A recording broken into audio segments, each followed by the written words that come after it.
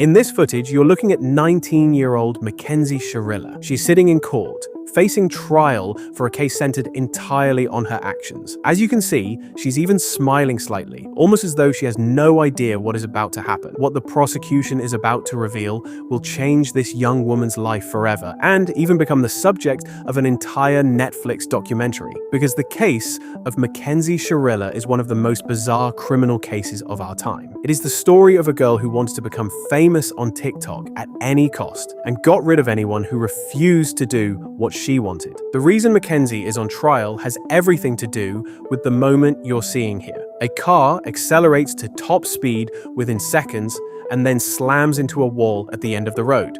Mackenzie caused this crash herself. She was behind the wheel, and the impact killed both of her passengers, 20-year-old Dominic Russo and 19-year-old Davion Flanagan. Davion was a mutual friend, and Dominic was not just some random passenger either. He was Mackenzie's boyfriend. But now you may be wondering, why is Mackenzie, the only person who survived the crash, the one sitting in court? From the outside, it initially appeared to be nothing more than an accident, an extremely violent one. The car was practically torn in half, and Mackenzie was incredibly lucky to be the only survivor. As you can see, she did not even suffer any major lasting injuries, while the other two passengers died instantly. That was exactly what Mackenzie's defense argued. It had simply been an accident, and Mackenzie had supposedly lost control because of a medical condition. According to the defense, this condition could occasionally cause seizures or muscle spasms, including one at the exact moment she floored the accelerator and sped toward the wall. Mackenzie appeared so confident in court that it almost seemed as though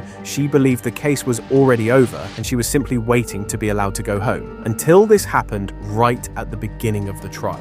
Patient stated she, open quote, wanted to die, close quote, and that it was her fault for killing her boyfriend. The person who had just spoken was Dr. Esther Singh. She was the trauma surgeon who spoke to Mackenzie after the teenager was brought to the hospital immediately following the crash. The first thing Mackenzie said to Dr. Singh was, "I wanted to die, and it was my fault that I killed my boyfriend." Suddenly, Mackenzie Shirilla's expression changed. The slight smile vanished, and she realized that she was no longer facing questions about an accident. She was now facing a murder charge. Because according to the statement she made immediately after the crash, she admitted that she was responsible for killing her boyfriend. But perhaps you're thinking that Mackenzie was not confessing to murder. Maybe she was simply expressing regret over the way she had been driving and blaming herself for the crash. But then the prosecution began presenting evidence that painted a deeply disturbing picture of Mackenzie. Shortly after the crash, Strongsville police were notified that they had received concerning emails from the community that the defendant and her mother were seeking employment with the Los Angeles modeling agency. As the prosecutor explained, Mackenzie received an offer from a modeling agency only a short time after the horrific crash. What is disturbing is the way she reacted. She immediately responded with overwhelming excitement and appeared completely ecstatic. Even her mother replied with the words, "Thank you for this incredible opportunity." The prosecutor then showed the court images of Mackenzie partying at a concert while still using a wheelchair only a short time after the crash, and even filming TikTok dance videos that made it seem as though nothing had ever happened. Which brings us to a side of Mackenzie that she desperately wanted to hide from the court. Because her past, and the period immediately before the tragic crash in which she killed her boyfriend and one of their mutual friends, was far darker than her innocent expression might initially suggest. And it shows that Mackenzie Shirilla did not cause a random accident. She deliberately set out to murder two people, and for the most unbelievable reason imaginable. To understand why, we need to go further back into her past. Mackenzie was far from just another face in the crowd at her school. Quite the opposite. The entire school knew exactly who she was. Mackenzie was obsessed with becoming successful on Instagram at any cost. She wanted to live the life of a famous influencer, so she attended exclusive parties and spent all of her allowance on expensive designer handbags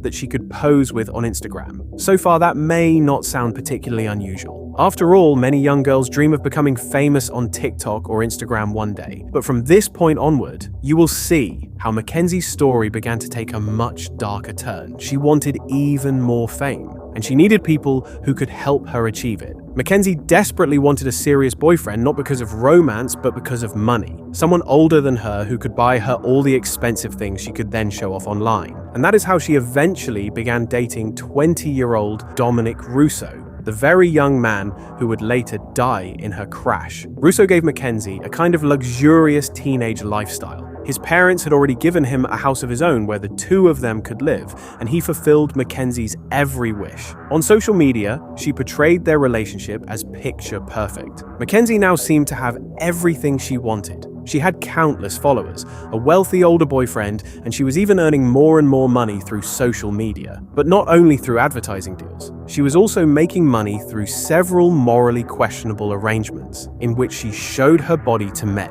earning enough to afford even more luxury. And this was where Mackenzie's dark and disturbing side began to reveal itself. Even though she had everything she wanted, she became obsessed with controlling other people. Her boyfriend, Dominic in particular, became less and less of a partner and more like her personal servant. He was expected to drive her to school or take her shopping every day like a chauffeur. He was expected to keep her entertained constantly and pay for the various expensive vacations Mackenzie wanted them to take together. But when Dominic eventually tried to break up with her, the situation escalated. You broke up with me earlier.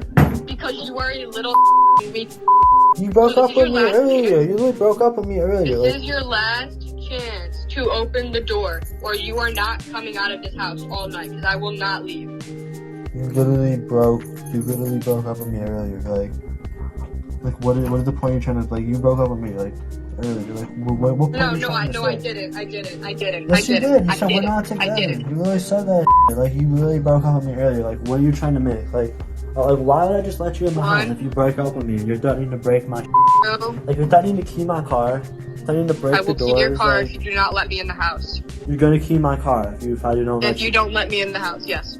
What the These recordings were played in court and they were only discovered after Dominic's death. As you can see, Mackenzie was no longer a loving girlfriend. She had become a kind of tyrant who wanted to control every aspect of Dominic's life. Quite literally, on one occasion, Mackenzie was driving with Dominic on the interstate when she threatened to deliberately cause a crash. She began violently swerving from side to side and said that she wanted to kill Dominic to prove who was in control of the relationship. A couple days before the crash, that she was hitting him on the highway while driving, and he had to pull his car over on the side of the highway, not in a very safe parking spot either. According to several witnesses, including some of Mackenzie's close friends, she had already lost her mind by this point. She allegedly stole a strand of Dominic's hair and attached it to a voodoo doll before placing a curse on it. She has told people that she's put a spell on him so that he couldn't break up with her. She would tell people that she had, like, she grabbed a piece of his hair and that she had a doll in her room for Dom. Which brings us back to the courtroom and to the night of the crash, because this was where the prosecution showed that the crime did not begin only when Mackenzie pressed down on the accelerator. Investigators later found evidence in her phone data suggesting that she had driven along this exact road several times beforehand. Progress Drive, a dead-end street in an industrial area that ends at a massive brick wall. To the prosecution, this did not look like a coincidence. It looked more as though Mackenzie had been preparing something there. And in hindsight, the night before the crime suddenly seemed strange as well. Mackenzie, Dominic, and Davion had first been at a party and later spent time at a friend's house. Mackenzie allegedly even offered them psychedelic mushrooms. However, she refused to take any herself and actively encouraged the others to. This was extremely unusual for Mackenzie, who was otherwise so self-centered. And when they finally left for home at around 5:30 in the morning, Mackenzie, of all people, insisted on driving her boyfriend, Dominic, home. What was especially strange was that their mutual friend Davion was initially not allowed to come along, even though he had no other way of getting home. Mackenzie repeatedly refused to let Davion ride with them and only eventually gave in. And that is how the final drive began. But instead of taking Davion directly home, Mackenzie turned onto Progress Drive, the exact road that investigators said she was already familiar with. Then the surveillance camera captured the decisive moment. Inside the courtroom, it was slowly becoming clear what had really happened. The prosecution explained that Mackenzie had been fully in control of the car before the crash. She was sober, and she even used her turn signal before making the final turn. She was the one who intentionally sped toward the wall, and according to the prosecution, she was also the one who jerked the steering wheel at the last moment, so that the passenger side struck the wall, leaving Mackenzie as the sole survivor. The judge ultimately said, "This was not reckless driving. This was murder."